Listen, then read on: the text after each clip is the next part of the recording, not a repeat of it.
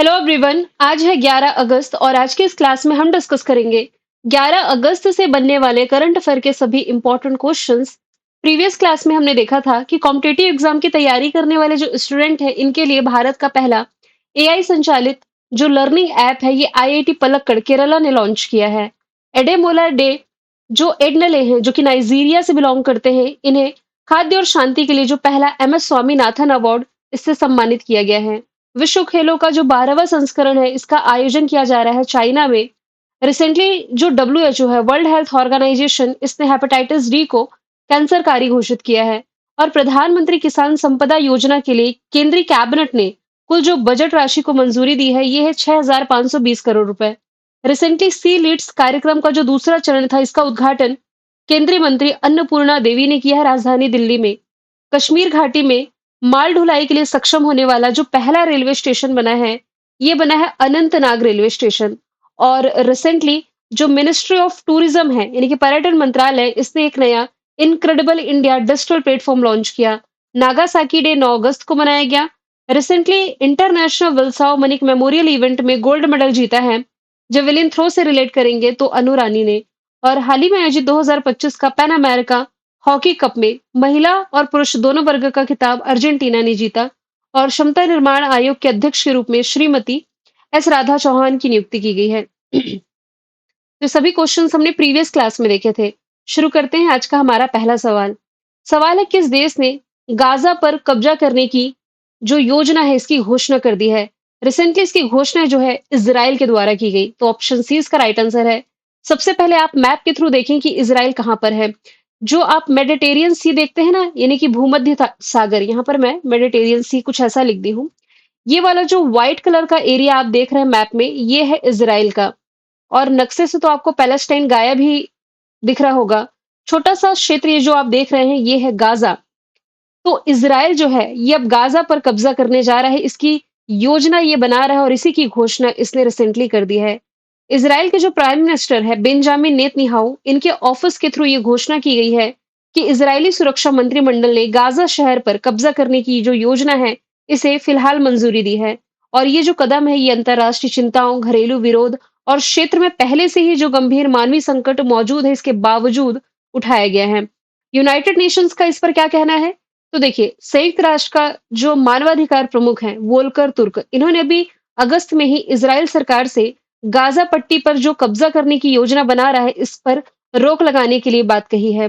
और इन्होंने ये भी चेतावनी दी है किसने, यूनाइटेड नेशंस ने, कि ये जो योजना है बड़े पैमाने पर विस्थापन करेगी, यानी कि लोग वहां उस स्थान को छोड़ करके जाएंगे, पलायन करेंगे, अत्यधिक हत्याएं होंगी और इससे हिंसा का भी माहौल होगा और अपराध की संख्या भी इसमें बढ़ेगी।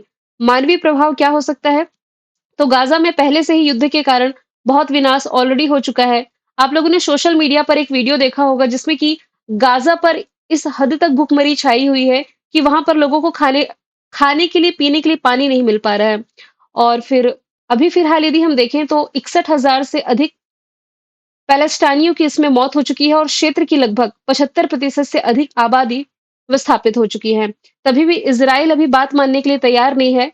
इसने फिलहाल इस पर अपना अधिकार जमाने का ऐलान कर दिया है।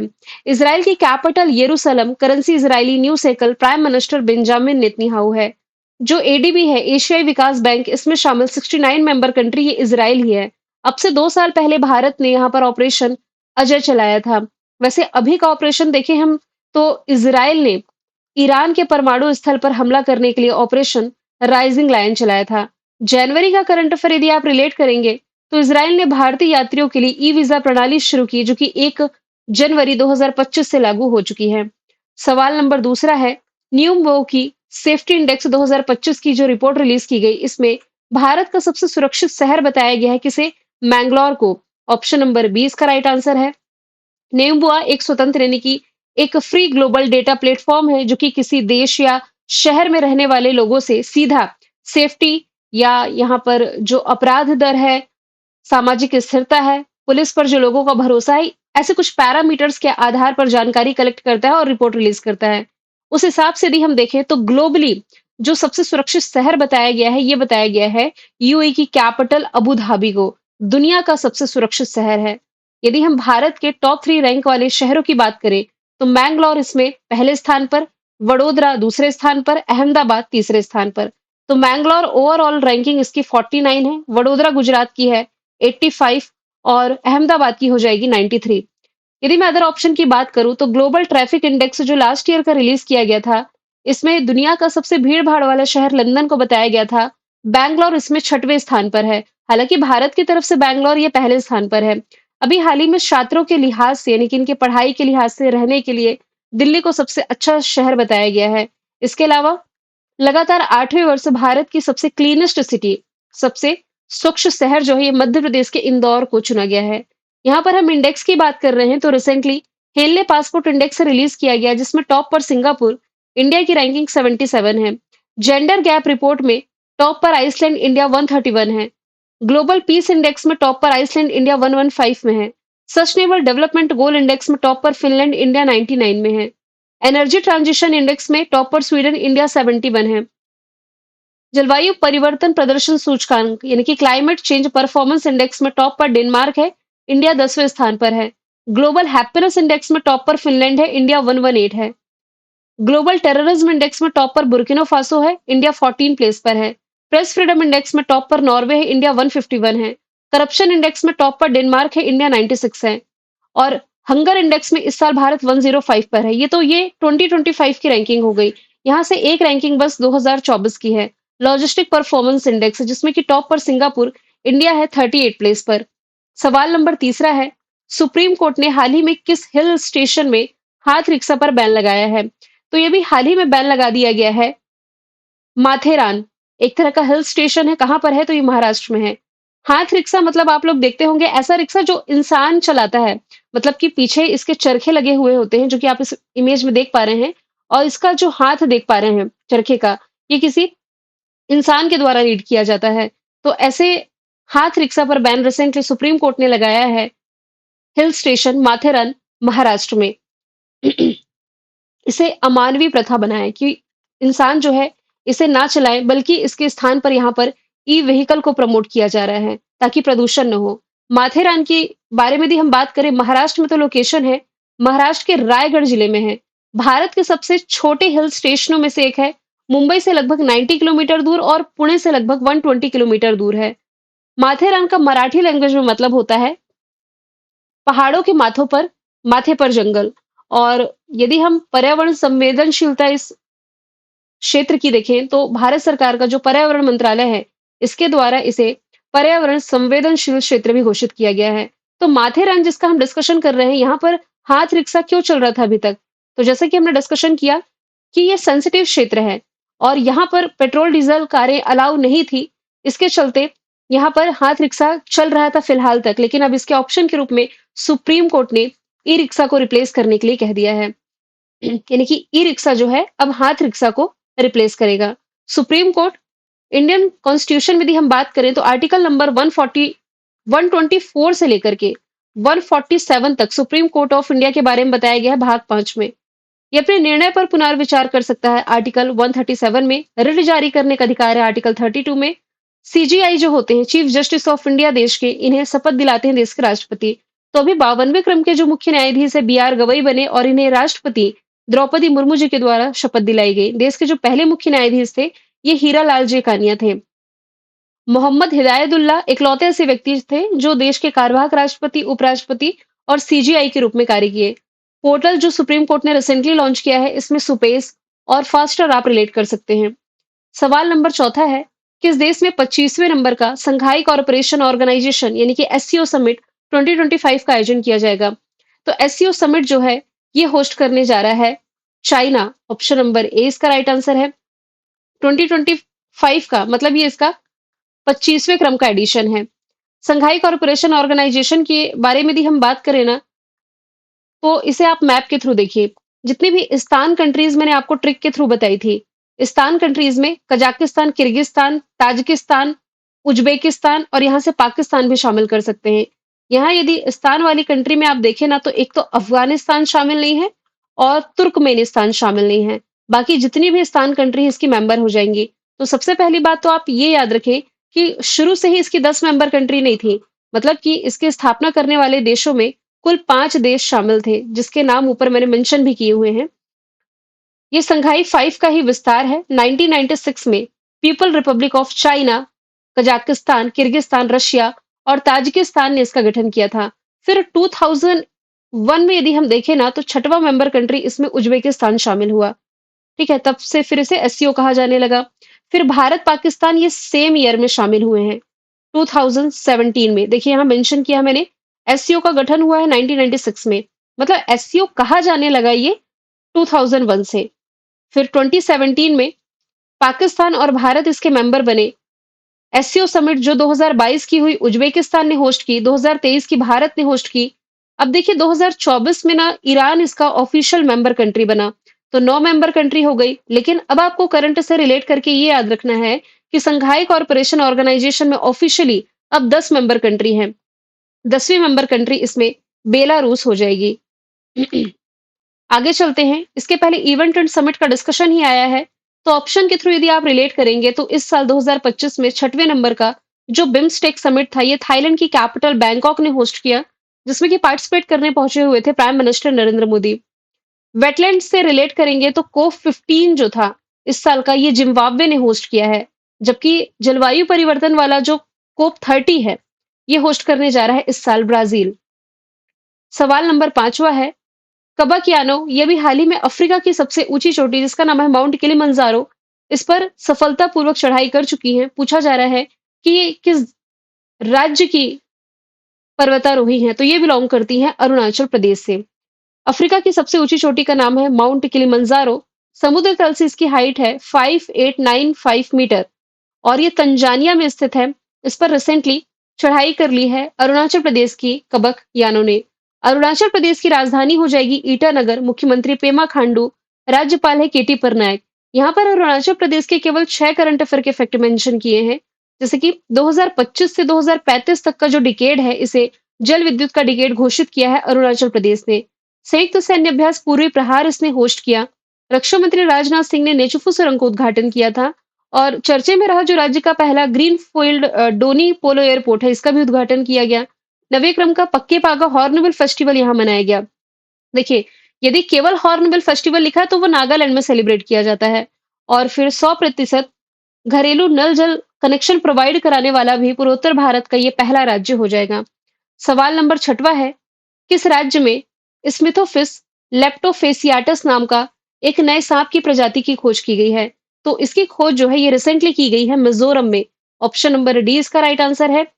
ये जो नई प्रजाति है, ये जैव विविधता यानी कि बायोडायवर्सिटी के केंद्र के रूप में मिजोरम के एक महत्व की पुष्टि भी करती है।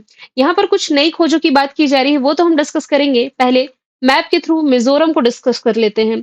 मिजोरम ये भी पूर्वोत्तर भारत का राज्य है। कैपिटल इसकी आइजोल है। मुख्यमंत्री लालदोहुमा है, यहाँ पर 2 बार लिख गया है। राज्यपाल हो जाएंगे विजय कुमार सिंह।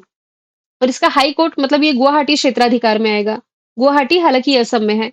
करंट से यदि रिलेट करेंगे ना तो आर्कियोलॉजी सर्वे ऑफ इंडिया ने मिजोरम का जो लियानपुई गांव में स्थित जो लुंगफुंग रोपोई है, यहाँ प्राचीन मिनिहरों को राष्ट्रीय महत्व के स्मारक के तौर पर घोषित किया है। और देश का पहला पूर्ण साक्षर राज्य जो है ये मिजोरम ही बना है। अब यहाँ पर कुछ नई खोजों की बात की जा रही है, तो यहाँ मैंने एक स्लाइड में ऐड किया है कि रिसेंटली जोग्रा फेटस मैथ्यू नाम की तितली की प्रजाति केरला में खोजी गई। मेंढक की नई प्रजाति जिसका नाम है अमोलाप शिलोंग, मेघालय में इसकी खोज की गई। और बैंडेड रॉयल तितली की खोज त्रिपुरा में की गई है। रिसेंटली यूथालिना मलक्काना, ये तितली की प्रजाति अरुणाचल प्रदेश में खोजी गई है। एक वृक्ष की नई प्रजाति है गर्सिनिया कुसमे, ये असम में खोजी गई है। और असम में ही लेप्टोक्रेबियम आर्टियम नाम की मेढक की प्रजाति खोजी गई है। पंड्या वन से संबंधित 800 साल पुराना शिव मंदिर तमिलनाडु में। इसके अलावा दुनिया की सबसे खतरनाक मकड़ी की प्रजाति बिग बॉय, ये ऑस्ट्रेलिया में खोजी गई। दुनिया का सबसे बड़ा व्हाइट हाइड्रोजन का भंडार फ्रांस में। और अमेज़न क्षेत्र में खोजा गया है दुनिया का सबसे बड़ा सांप, जिसे नाम दिया गया है नदर्न ग्रीन एनाकोंडा। सवाल नंबर 7वां है, रिसेंटली BARC यानी कि ब्रॉडकास्ट ऑडियंस रिसर्च काउंसिल के अध्यक्ष के रूप में किसकी नियुक्ति की गई है? तो अभी हाल ही में जो गौरव बनर्जी हैं, ये BARC के नए अध्यक्ष बन गए हैं। ज्ञानेश कुमार है इलेक्शन कमीशन ऑफ इंडिया के head. Election commission of India अभी चर्चे में है। राहुल गांधी द्वारा जो भी प्रेस कॉन्फ्रेंस की गई है, और इस प्रेस कॉन्फ्रेंस में इलेक्शन कमीशन ऑफ इंडिया के ऊपर जो एलिगेशंस लगाए गए हैं, इसके कारण और भी ज्यादा चर्चे में आया है। जो अजय कुमार है, ये है यूपीएससी के हेड और बी आर गवई ये हो जाएंगे, अभी जस्ट हमने डिस्कशन किया है, ये हो जाएंगे भारत के नए CGI, chief justice of India.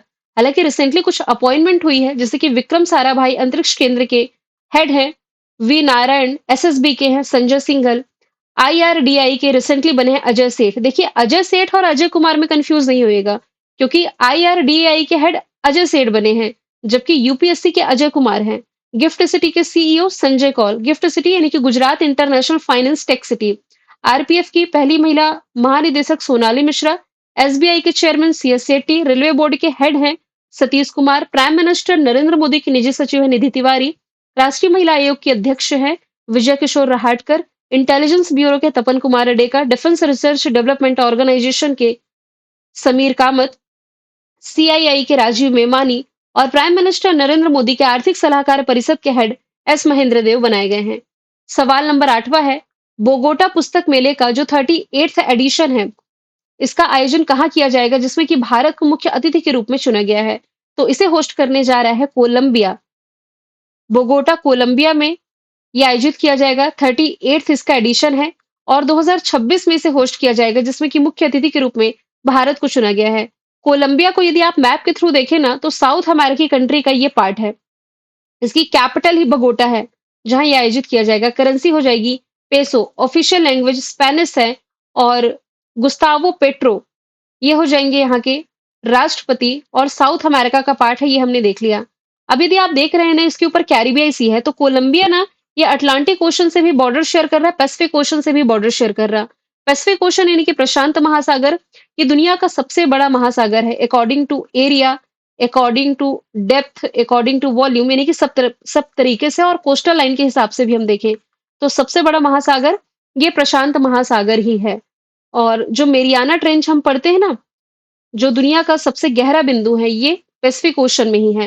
हालांकि अटलांटिक ओशन ये पैसिफिक ओशन के बाद दूसरा सबसे बड़ा महासागर है, और इसका जो सबसे गहरा बिंदु है, ये हो जाएगा प्यूर्टो रिको ट्रेंच। अब यहाँ पर देखिए, इवेंट एंड समिट की ही बात की जा रही है, तो एक स्लाइड के थ्रू हम डिस्कस कर लेते हैं। जैसे कि 2026 में एआई इम्पैक्ट समिट की जो मेजबानी है, ये भारत करने जा रहा है। 2025 का जो आर्द्र भूमियों पर कोप 15 हुआ, जिम्बाब्वे ने इसकी मेजबानी करी। दूसरा बिम्स्टेक बंदरगाह सम्मेलन ये विशाखापट्टनम आंध्र प्रदेश ने होस्ट किया। इस साल का G7 कनाडा ने, और ग्लेशियरों के संरक्षण पर जो अंतरराष्ट्रीय सम्मेलन था दुशांबे ताजिकिस्तान ने, वेव्स समिट मुंबई महाराष्ट्र ने, 150वीं आईपीओ बैठक उज्बेकिस्तान ने, COP 30 Brazil, BRICS summit Brazil, BIMSTEC Thailand, ये सिर्फ 2025 का मैंने मेंशन किया है। वर्ल्ड इकोनॉमिक फोरम की 55वीं बैठक दावोस स्विट्जरलैंड में, सागरमाथा संवाद है काठमांडू नेपाल में, इंडियन ओशन रिम एसोसिएशन की बैठक जो 8th नंबर की थी मस्कट ओमान में, रायसीना डायलॉग दिल्ली ने होस्ट किया, गेमिंग शिखर सम्मेलन फिलीपींस ने, और एशियाई कुश्ती चैंपियनशिप जो 2025 की थी जॉर्डन के अम्मान में आयोजित की गई। सवाल नंबर 9 है, खैरखल तिजारा, खैरखल तिजारा जिला ये किस राज्य में पूछा जा रहा है, जिसका नाम बदल करके भृतहरि नगर रिसेंटली घोषित किया गया है? तो ये आपका हो जाएगा राजस्थान में। अब कुछ बदले गए नामों की बात की जा रही है ना, तो पहले तो ये आप रिलेट कर लें कि राजस्थान का ये जिला है और इसका नाम बदल करके भृतहरि नगर घोषित करने का फैसला राजस्थान गवर्नमेंट ने किया, जिसका मुख्यालय भिवाड़ी होगा। बदले गए नामों की स्लाइड से हम कुछ रिवीजन कर लेते हैं। जैसे कि भारत और इंग्लैंड के बीच जो टेस्ट सीरीज चल रही है, इसका नाम एंडरसन तेंदुलकर ट्रॉफी है। महाराष्ट्र के खुलदाबाद का बदला हुआ नाम रत्नापुर है। बैंगलोर सिटी यूनिवर्सिटी का नाम पूर्व प्राइम मिनिस्टर मनमोहन सिंह के नाम पर, सीआईएसएफ ट्रेनिंग सेंटर का नाम राजादित्य चोलन के नाम पर, राजस्थान के फायसागर लेक का नाम वरुण सागर, सुल्तानगंज रेलवे स्टेशन बिहार में है, बदला हुआ नाम है अजगैबीनाथ धाम। यूपी के अयोध्या रेलवे स्टेशन का नाम अयोध्या धाम जंक्शन। S-400 का नाम सुदर्शन। S-400 को लेकर के भारत की डील रशिया के साथ है।